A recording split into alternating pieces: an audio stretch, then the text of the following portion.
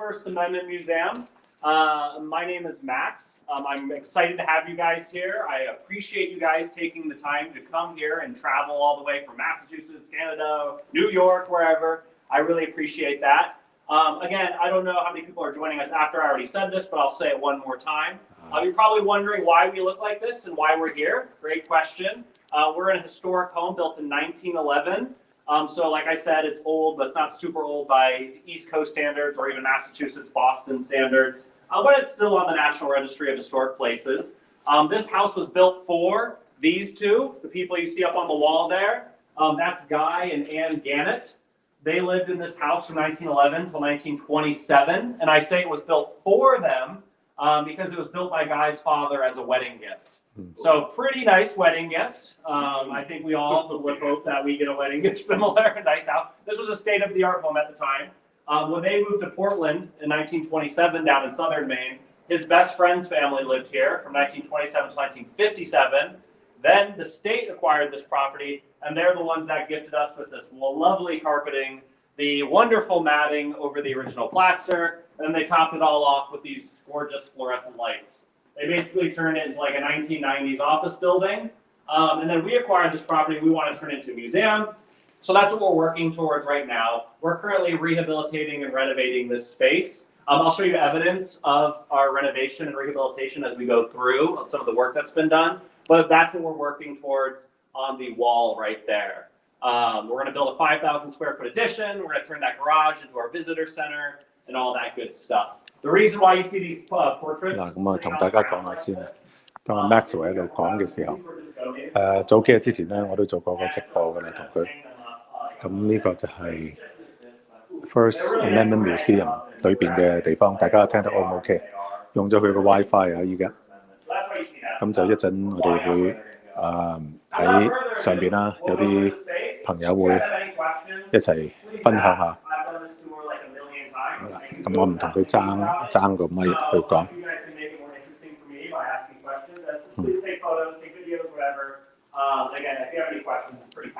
O 唔 OK？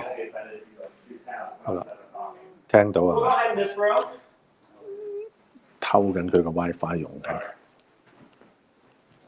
Come on in, and if you'd like, feel free to sit down or anywhere you see a chair. None of the furniture is historic, so don't feel like you're going to break anything. Come on in. So without looking, I know some of you guys have been looking around, probably have already read it. But without looking at this right now, can you guys name the 5 freedoms found in the First Amendment? Don't feel too bad if you can't. Anybody know any of the 5 freedoms in the First Amendment? Freedom of speech. Freedom of speech. Freedom of press. Freedom of the press. Freedom of fear. What was that? Assembly, yes. Freedom of fear. Oh, close. You're thinking of the FDR. Oh. Yeah. Religion. The last one, which nobody remembers, don't feel Petition. bad. Petition. Oh. Yeah. So, 20% of adult Americans cannot name any of those 5 freedoms found in the First Amendment. So that's a lot of people here in the U.S. that can't name any of those 5 freedoms. And of those who could, 80% could remember speech, 50% could remember freedom of religion, 34% could remember freedom of the press, 39% could name freedom of assembly, and less than 14%, that's less than 1% of total Americans can remember freedom of petition as part of the First Amendment. So here you'll see some stats about the First Amendment. This is from 2021, so it's pretty recent. A lot of people think it's the Second Amendment, which is right to bear arms, right to own weapons, guns. This is not the Second Amendment Museum. There's no guns here. A lot of people think it's the right to vote. You know, America is a democracy where people vote, but does every American have the right to vote? No. People under the age of 18 can't vote, and they're American citizens. Felons in a lot of states can't vote. In Maine, they can, but a lot of states, including Massachusetts, I'm pretty sure they cannot. So a lot of Americans don't have the right to vote. Also, since we're sort of like Hong Kong theming this, you can take a look at this little map. It's kind of tiny, but it says % of people who say it's very important that the media can report the news without state government censorship in their country. So it's 80% of Americans. It's a lot. But around the world, you can see some of these different numbers. China is white, which means there's no data. So I think we all can deduce why. But of course, after the tour, you guys can read some of these facts about the First Amendment. And again, I'll point this one because it's kind of a global perspective. Even Canada's on here. Now, percentage of people who say it's very important that people can practice their religion freely in their country. That's 86% of Americans. Americans take religion very seriously compared to a lot of countries in the Western world. We're sort of on the more religious side. We're up there with places like Nigeria. Canada's way behind. And the low looks like in last place is Japan. So afterwards, you can read that. There's some more statistics about the First Amendment over here. We've heard a lot about fake news, disinformation, and misinformation. 70% of tweets, it's 70% more likely that people will retweet misleading propaganda. So think about that. You're 70% more likely to tweet things that are inaccurate rather than the truth. 43% of the world's internet runs through 6 companies, which you can kind of think the consequences of that and what that might mean. You know, we're hearing a lot about Elon Musk buying Twitter. What is the consequences of that? 62% of Americans self-censor their political views because their fear of offending others. So what does that look like in our society? 1,000 journalists worldwide have been in prison since 2011. That's, again, 1,000 in the last 10 years or so. Anybody know the most dangerous country to be a journalist in, according to Reporters Without Borders? The answer might surprise you. No, not Saudi Arabia. North Korea? Not North Korea. I don't even know if anybody like that. It's actually Mexico. Really? Yeah, the answer might surprise you. The cartel, the drug violence, there's no imprisonment. It's just goes straight to murder usually in Mexico. So that's the most dangerous country to be a reporter. So you can read some more about. I'll go with this last two. A 22% global study found that 38% of people trust. 最危險嘅地方就喺墨西哥做記者。We work with a group of German students, and when I ask them if they trust the mainstream media, it's like they all shoot their hands up and say, of course we do. If I ask a group of American students that, it's they all, again, what does that tell you? I don't know. As of 2016, only 13% of the world's 7.4 billion people enjoy freedom of speech. And only 30% of people worldwide have access to freedom of the press. That's incredibly tiny amount of people, right? Yep. So back, 13%全世界14億人口裏邊係有呢一個言論自由 （freedom of speech）。We have one of the shortest. Again, 新聞自由咧31%。I was actually looking at the Hong Kong Basic Law as well, and they've got like multiple articles to all this stuff, and like they'll even go into freedom of expression and freedom of conscience and all these. 我就唔可以影到啲人啊， So America's is 因為 like 有啲手續喺度。 compared to a lot of countries. It's only 45 words, written, back in 1791. So let's go through it. Congress shall make no law respecting the establishment of religion or prohibiting the free exercise thereof. First 16 words. Freedom of religion. Why is freedom of religion the first freedom found in the First Amendment? Because freedom of religion protects your right to think, protects your right to have a world. Oh, that guy's practicing his freedom of religion right out there. He's holding a sign that says, repent, you're going to go to hell. Yeah, so there's freedom of religion on display. I'm glad he's there. Freedom of religion protects your right to think, protects your right to have a worldview, a sense of morality. What do you consider right and wrong? What happens after you die? How do you view the government? A lot of governments have had God kings and queens, right? Where they are divinely inspired, and how could you ever disagree with the king or queen when they're divinely inspired, right? So government cannot stop you from practicing whatever religion you want within certain boundaries, and the government cannot have a national religion. We cannot make Christianity the religion of the United States, for example. So you have freedom of religion. Again, that's protecting your right to think. Now that you have the freedom to think, you want to have the freedom to what? Tell those thoughts to others. So that's freedom of speech, or abridging the freedom of speech. So speech is anything from me talking like I'm doing, giving a boring lecture about the First Amendment. It's shirts, it's clothing, it's signs like that guy. It's billboards, it's art, it's music, it's literature, it's anything that conveys an idea. Even music where they have no words. That's freedom of speech as well, because it's communicating an emotion, communicating an idea. So now that you've told your thoughts, you want to get those thoughts out there to a mass audience so everybody can read it. That's where you get the next 4 words, or of the press, freedom of the press. We'll talk more about that one later, but that's getting your thoughts out there to a mass audience. Now that your thoughts are out there, people need to have the freedom to talk about your thoughts, to get together, to have a protest, to have a rally, to have a march, to have a debate, to start a club, to start a union, to start a political party. All that's protected under freedom of assembly. But notice that this says the right of the people peaceably to assemble.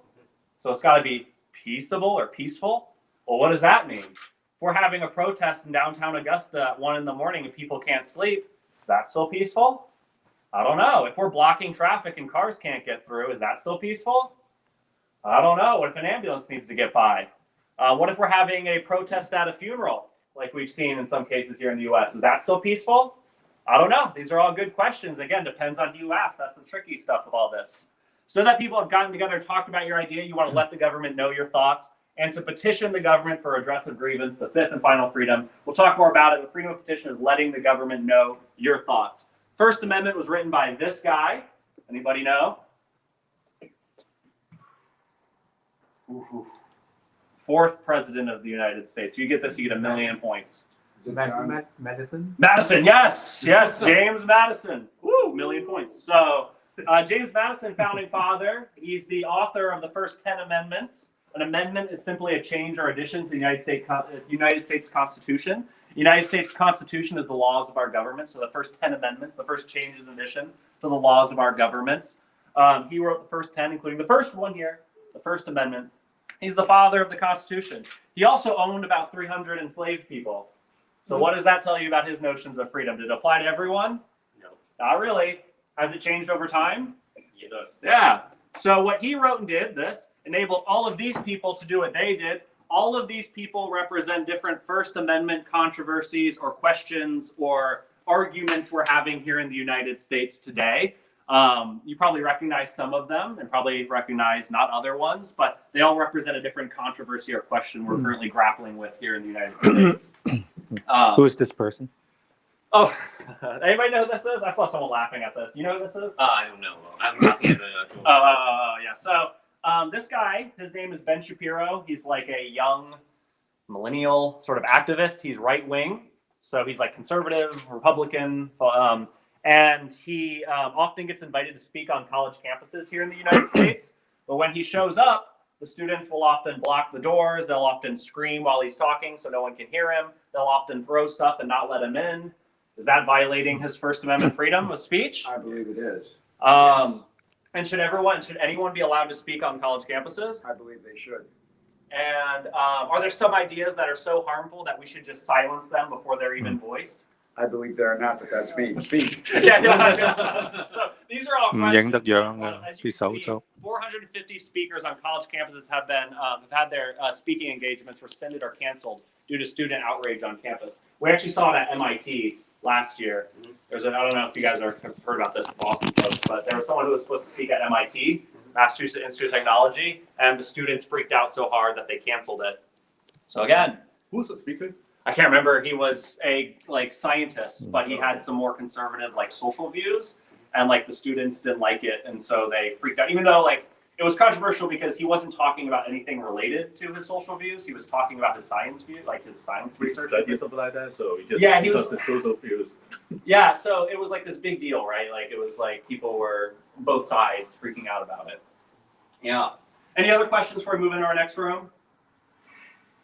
How about Nobody's Dave, actually Dave, done the- can you Sure, just I mean, if you guys want. speak really quickly about Dave Chappelle? Well, I'll get to him. Okay, So okay, this sorry. one will, I think a lot of people find interesting. This is Mary, again, Massachusetts folks. Here's a little Massachusetts history.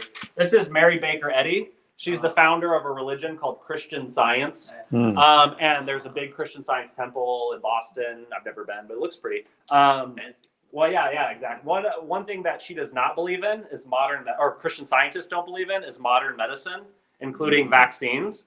So what have we been seeing in the past year or two? Vaccines and vaccine mandates. So here in Maine, Janet Mills, the governor, she, for those who don't know, Janet Mills, the governor, she has issued a mandate for healthcare workers that they have to get vaccinated. Well, they go, whoa. Our religion says we can't get vaccinated. Well, that's our freedom of religion, not to get vaccinated. We don't want to get vaccinated. 大家有冇聽過 And so what do? Christian Science？ Do we vaccinate them? Do we force them? They're Or do we say, gougy. okay, well, quit your job, go find something else? Or do we come up with something else? And what we do is people can apply to have an exception to a mandate. And unfortunately, the government has to review every single application.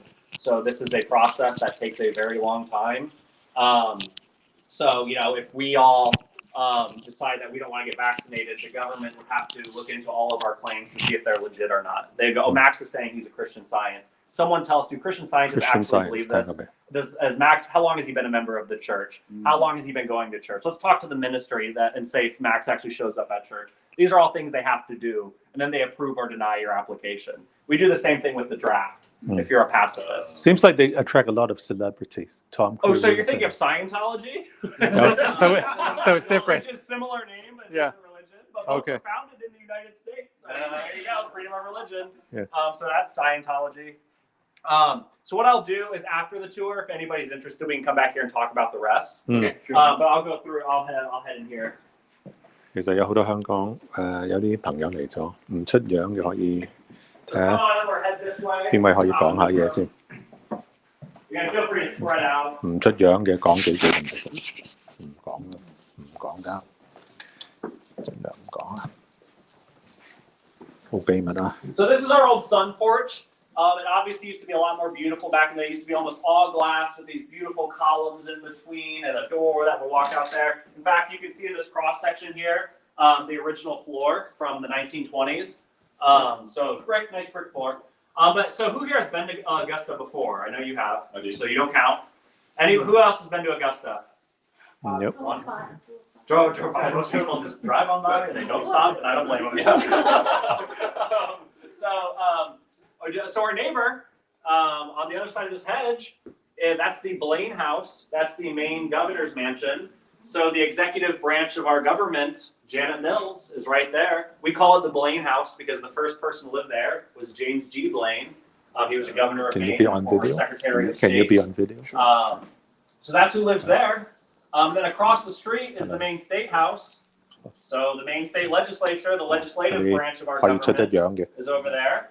And then, of course, what's the third branch of government? The judicial branch, the Maine Supreme Court. It's actually not in Augusta. It's in Portland. Stand for Hong So I don't Kong. know why we divvied up the government like that, but the Maine Supreme Court's not in Augusta. We'll talk more about the Supreme Court in a little while.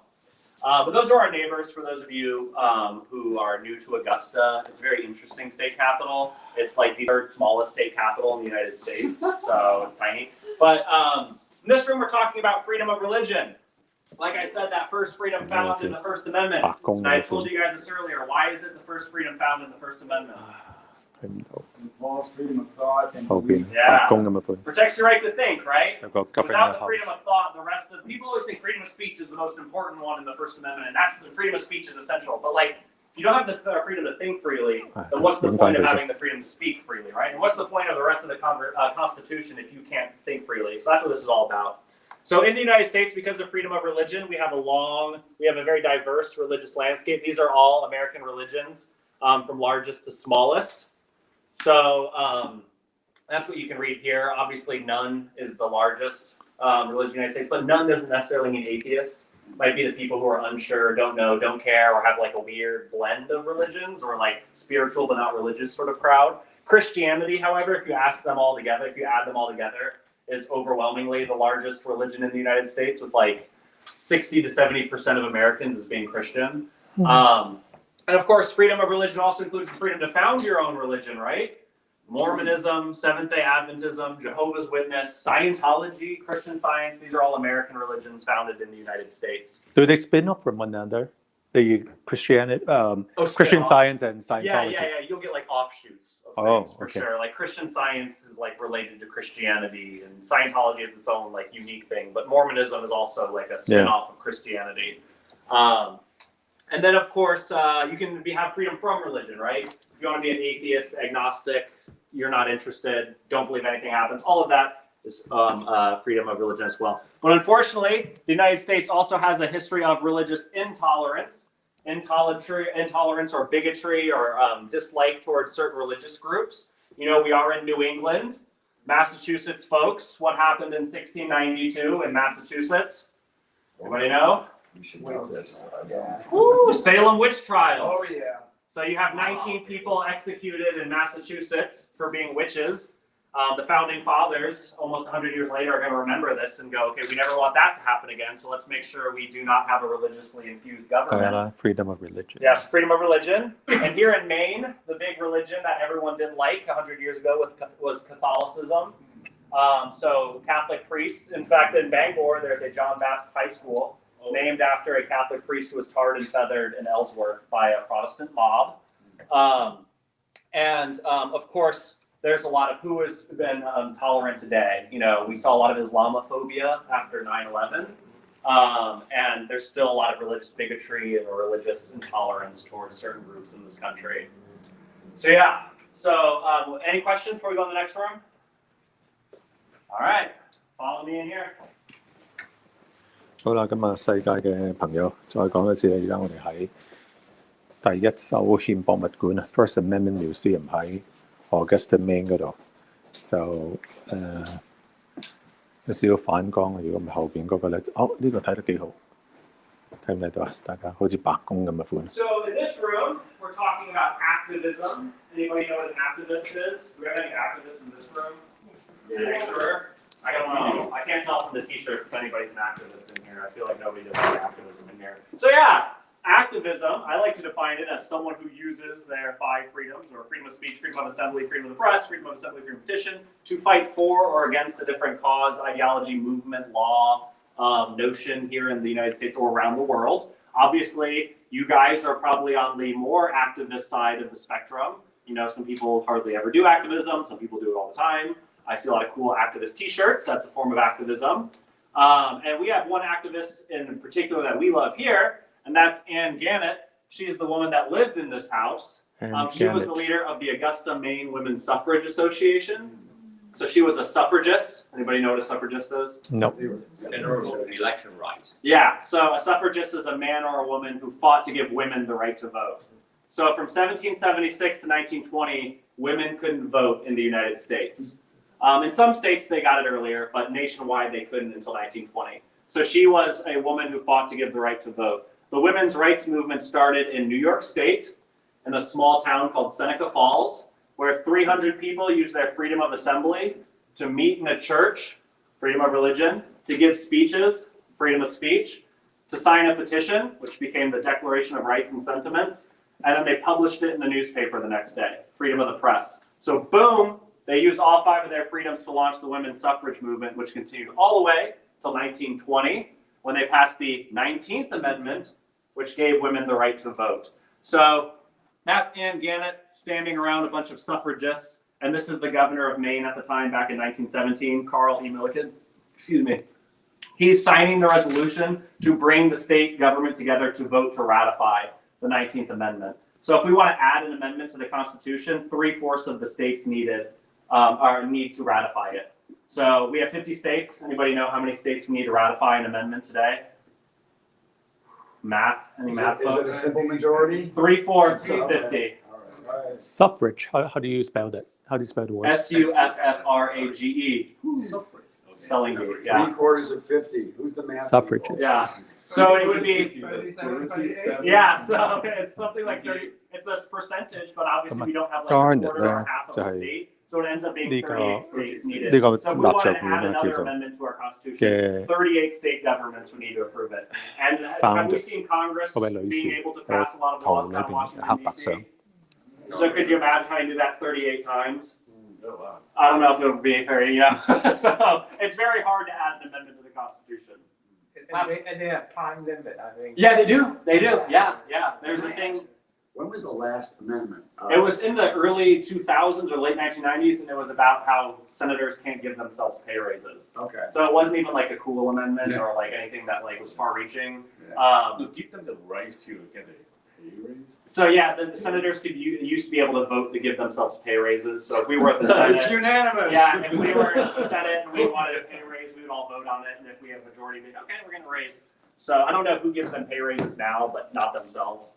So that was the 27th Amendment. So we have 27. We're talking about the first. This is the 19th. So you're seeing. Yeah. So we'll head upstairs.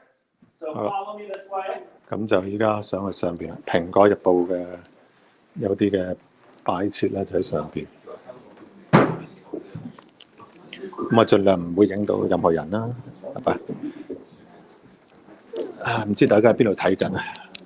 依家有90幾人啊，香港已經12點幾啊，凌晨。應該呢度全部北美洲同埋英國嘅朋友嚟嘅。呢個上去2樓嗰度。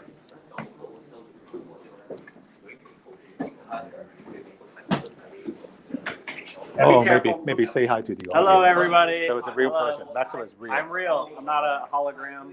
Okay. I'm the real thing. Real thing. Hello, everybody. So be careful. Don't go over the railing. Nobody fall. So just real quickly, the art you see in here, last summer, we worked with prisoners throughout the state of Maine to just talk about the First Amendment. We talked about their freedoms. We worked with 2 of the veterans pod in the Maine State Prison. So these were prisoners who also served in the U.S. military. So they served in the U.S. military, now find themselves in prison in the state of Maine. So we worked with them. We had conversations about the First Amendment, about society, about politics. And at the end, if they wanted to, they could make a piece of art that showed their thoughts on the First Amendment. 坐緊監嘅人影 artwork that was created by these prisoners throughout the state of Maine, showing their thoughts. 囚友嘅藝術。 These cover a lot of different eras, like including Vietnam. I mean, how? Oh, so there was a number of Vietnam vets, but most were Iraq and Afghanistan. The guy I know for sure, the guy that made that top one there was a Vietnam vet. 坐監嘅囚友影畫。 So what we'll do is we'll head into that room. Squeeze in there. If I open up a window. 呢個好靚啊！呢個 But after the tour, feel free. You guys can wander around and read all this.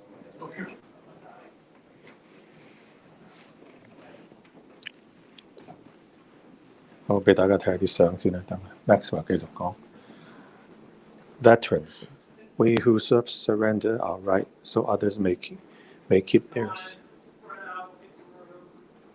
First freedom in captivity. So this room you can really see like the 1990s office aesthetic that the state put in this building. Like we've got the awful drop ceiling, we've got the terrible fluorescent lights, but you do have the original closets, and this is the original floor, believe it or not, from 1911. But of course, this crappy paneling is from like the 1980s.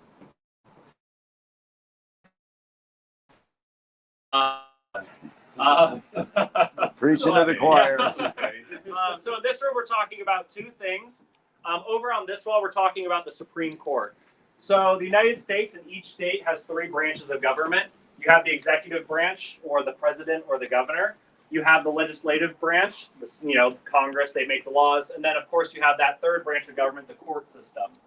So the highest court in the United States is our Supreme Court, hence the name Supreme Court. It's down in Washington, D.C., and they are 9 judges that rule on constitutional issues. And I'm sure you guys have seen a lot in the news about the Supreme Court. It's always in the news. There are only 9, but nowhere in the Constitution does it say how many Supreme Court justices there have to be. So if Joe Biden and the Senate decided to increase the Supreme Court to 1 million people, they could. Also, there's no qualifications to sit on the Supreme Court. So if Joe, no qualification, you don't even need a law degree. So yeah. I didn't know that. So, if Joe, it doesn't even say you have to be a U.S. citizen. So if Joe Biden wanted to make 1 million people from all around the world the Supreme Court, technically that would be legal. I don't know if the Senate would approve it, but technically that would be legal. The president appoints Supreme Court justices, and the Senate down in Washington, D.C. approves them. So our latest Supreme Court edition was Ketanji Brown Jackson. You probably saw her in the news. Amy Coney Barrett, you probably saw her in the news, and you probably saw Brett Kavanaugh in the news. These are all Supreme Court justices. So whenever we have questions about what the First Amendment means and what our freedoms look like and what they mean in the real world, we ask the Supreme Court. So these are 5 questions that were brought to the Supreme Court. And then you can read them. You can read the facts of the case. You can see the question at hand, and you can grab a pen and vote how you would vote if you're on the Supreme Court. And then underneath, you can see the actual answers to how the Supreme Court voted. So we tried to pick 5 that are a little tricky. The Supreme Court accepts less than 1% of cases brought to them. So it's incredibly difficult to get something in front of the Supreme Court. And even when they reject cases, like we saw with the Texas abortion law, that can be seen as like a very political move. Like, why didn't they rule on that sort of thing? Then over here, we have some stuff about censorship. Now, the big thing that everyone asks about in this part of the tour is cancel culture. Has anybody ever heard the term cancel culture? Yes. Okay, you said yes? Go ahead, you're a young person. No, just for example, J.K. Rowling was Sure. a feminist, but she questioned about transgender issue. So those people who support about transgenders just boycott her Sure. work, even Harry Potter. Yeah. And it may have some consequences. And she missed about the 20 years anniversary of Harry Potter. Yeah, on Netflix. Yeah. So who doesn't know what cancel culture is if you've never heard this term? Wow, everybody knows the answer. That's so nice, because sometimes we get people who've never heard of it somehow, and then I have to try to explain it, and it's very hard to explain. 係咪真係 freeze 咗？ The First Amendment, freedom of speech, 嗱，我行開少少。 won't protect you from cancel culture. That's the first line of the 有冇 freeze 到啊？我離開咗啊 Maxwell， 我自己講，因為我唔可以播咁耐。OK， 咁呢個同我都有關係啦。無國界記者無國界記者，我係有份參與佢哋嘅嘢啦，喺香港同埋澳門。聽得 O 唔 OK 啊？大家有冇 freeze 到啊？而家有冇 freeze 到啊？大家應該冇啩？睇唔到 freeze 咗？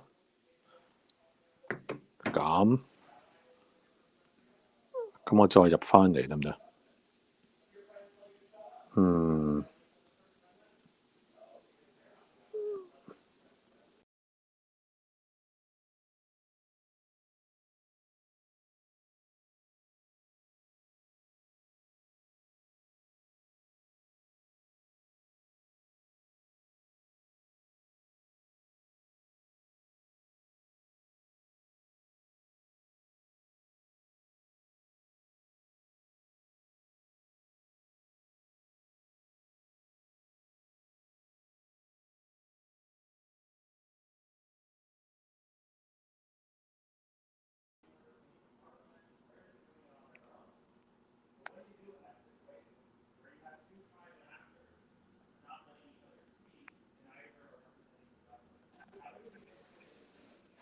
得唔得？